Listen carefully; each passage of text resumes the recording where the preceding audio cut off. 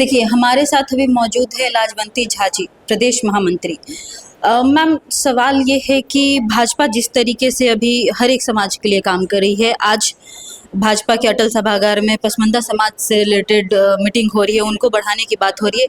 तो उस समाज से जो महिलाएं अभी तक विकसित नहीं हो पाई हैं, उस समाज के लिए भाजपा किस हद तक काम करेगी? देखिए, आप जब से हमारे माननीय प्रधानमंत्री जी देश की राजनीति में देश का बागडोर संभाल रहे हैं प्रधान सेवक के रूप में, तब से वो सभी जाति, सभी वर्ग, सभी का ध्यान रख के सारी योजनाओं का समावेश और सभी योजनाओं का कार्यान्वयन किए हैं। जितनी भी योजनाएं उनकी है महिला आधारित है, चाहे वो आयुष्मान भारत हो, चाहे वो बेटी बचाओ हो, चाहे वो प्रधानमंत्री आवास योजना हो, या जो भी योजना है, जनधन योजना, सभी में महिलाओं को ध्यान में रखते हुए उन्होंने सभी योजनाओं का क्रियान्वयन किया है। रही बात पसमानदा जो हमारी मुस्लिम बहनें हैं, उनके लिए भी काम किया जा रहा है। वो निश्चित रूप से थोड़ा पिछड़े वर्ग से आती है, थोड़ा कमज़ोर वर्ग से आती है, तो उन्हीं को ऊपर उठाने के लिए जो भी सबका साथ, सबका विकास, सबका प्रयास, ये हमारा मूल मंत्र है और उस मूल मंत्र के साथ हम कार्य कर रहे हैं। तो हमारी जो पसमानदा बहनी है वो थोड़ा सा पिछड़े तरह से है, उनको भी आगे बढ़ाने का काम हम लोग कर रहे हैं। वो जो रेहड़ी पटरी पे काम कर रही है, वो भी मुख्य धारा से जुड़े, उनके भी बच्चे अच्छे स्कूल में पढ़े, उनका भी जीवन यापन अच्छे से हो, इसलिए हम लोग सभी को साथ लेकर भी कार्य करने का प्रयास कर रहे हैं। आरजेडी लगातार ये कह रही है कि आज़ादी के 75 साल हो गए, उसके बाद प्रधानमंत्री जी को ये कहाँ से बात याद आ गई, उससे पहले कहाँ थे? देखिए, प्रधानमंत्री जी जब से प्रधानमंत्री बने तब से सभी की याद उनको है। आरजेडी वाले से ये पूछा जाए कि वो 15 साल जब उनकी सरकार है तो वो क्यों नहीं पसमानदा को याद किए, वो क्यों नहीं इन सब चीज़ों पे सोचे, वो क्यों नहीं गरीबों को, वंचितों को, शोषितों को, पीड़ितों को न्याय देने का काम किए, हक देने का काम। उनको तो बिहार लूटने से फुर्सत हुआ नहीं। उन्होंने चारा घोटाला और जमीन नौकरी के बदले जमीन घोटाले के अलावा वो कुछ किए नहीं।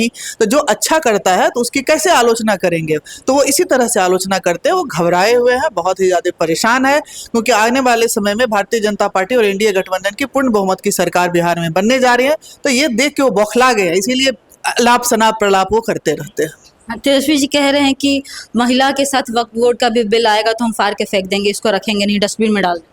देखिए, तेजस्वी जी जो हमारे संविधान है उससे ऊपर है, हमारे सदन से ऊपर है, वो कुछ भी कर सकते हैं। वो वक्फ बोर्ड के बिल को फाड़ सकते हैं, फेंक सकते हैं, क्योंकि उनके और उनके जो इंडी गठबंधन के लोग हैं यही करते आए हैं। राहुल गांधी भरे सदन में उठा के बिल को फाड़े थे और फेंक दिए थे हमारे स्पीकर के टेबल के पास। तो ये बोल रहे हैं तो कौन सी बड़ी बात है? इनका तो यही चाल चरित्र है कि जो भी अच्छा काम किया जाएगा उसका विरोध हम कैसे करें, तो इन्हीं सब चीज़ों से वो विरोध करते हैं। उनको तो लग रहा है कि जैसे वक्फ बिल का जो कानून आया वो पास हुआ है, तो वो कोई एक व्यक्ति तो किया नहीं है, वो तो दोनों सदन मिल के किया है। वो एक संविधान के अंतर्गत आ रहा है। वो अपने आप को सभी सदन से ऊपर और संविधान से ऊपर हैं, और वो संविधान को रौंदने का, संविधान को धज्जी उड़ाने का काम हमेशा से इंडी गठबंधन करते आए हैं। इसीलिए राहुल गांधी जब तब कहते हैं कि संविधान का खतरे में है, तेजस्वी यादव कहते हैं कि संविधान खतरे में है। खतरे में संविधान तो कभी नहीं है। भारतीय जनता पार्टी और एनडीए के लोग तो कभी उसको खतरा में लाया ही नहीं। खतरा में ये लोग ला रहा है, ये लोग उसकी धज्जियां उड़ाते हैं, ये लोग उसका जो कहना चाहिए कि कोई उसका महत्व नहीं देते हैं, और यही बोलते हैं जो हम फेंकेंगे फाड़ के। तो देखिए क्या करते हैं, ये कुछ भी कर सकते हैं। ये आरजेडी वाले, कांग्रेस वाले, इंडी गठबंधन वाले कुछ भी कर सकते हैं, सब कुछ से ऊपर है ये। अच्छा, लगातार अभी देख रहे हैं कि प्रशांत किशोर रैली कर रहे हैं बिहार में, और क्या लगता है कि भाजपा को उससे कुछ डैमेज मिलेगा? देखिए, प्रशांत किशोर के आने से कुछ भी भाजपा को डैमेज नहीं होने वाले हैं। सारा दल है, सभी को अपना अधिकार है रैली करने का, सभा करने का, वो भी कर रहे हैं। तो प्रशांत किशोर जी के आने से भाजपा के स्वास्थ्य में कोई असर पड़ने वाली ऐसी कोई बात नहीं है। भाजपा पूर्ण बहुमत की सरकार एनडीए गठबंधन के साथ बनाने जा रही है, और उसमें इसी से सभी घबरा के कोई रैली कर रहे हैं, कोई सभा कर रहे हैं, कोई बिल फाड़ रहे हैं, ये सभी उसी का एक बैकग्राउंड है। ऐसा कह सकते हैं कि देखिए, प्रशांत किशोर लगातार नीतीश कुमार की गलतियों को गिनाते हैं कि नीतीश कुमार ने बिहार को दिया क्या, ना यहाँ पे रोजगार है, लोग गुजरात में लेके जाते हैं, प्रधानमंत्री बिहार को दिए क्या हैं, हमेशा हर एक चीज़ गुजरात लेके जाते हैं। तेजस्वी जी से पूछा जाए कि आपके पिताजी और माताजी और आपने जब 15 साल रहा तो क्या क्या दिया बिहार को, उनको दिखता नहीं है। अंधे को आप कितने भी डायप्टर का चश्मा दे दीजिए तो उनको दिखाई थोड़े देगा, तो उनको कुछ दिख ही नहीं रहा है। न उनको विकास का कार्य दिख रहा है, न सड़क दिख रहा है, न रोजगार दिख रहा है, न पुलिया दिख रहा है, न शिक्षा दिख रही है, न स्वास्थ्य दिख रही है, तो उनको दिखेगा कैसे? वो देखना चाहेंगे। आप सोए हुए व्यक्ति को जगा सकते हैं, जगे हुए व्यक्ति अगर आंख बंद के पड़ा हुआ है तो उसको आप कैसे जगाएंगे?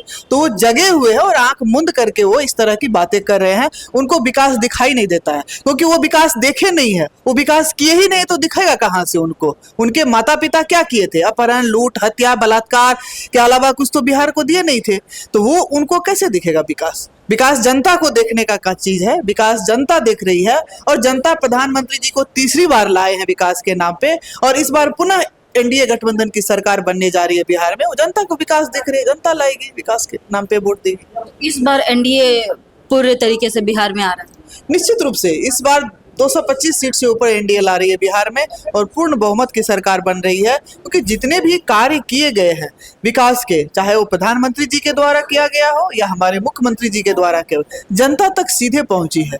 ये कांग्रेस की सरकार नहीं है जो उनके नेता कहते थे कि 1 रुपया भेजते हैं और 15 रुपया पहुंचती है, 85 पैसे रास्ते में रह जाए। यहाँ 100% गरीब के खाते में जा रहा है, 100% गरीब को लाभ मिल रहा है।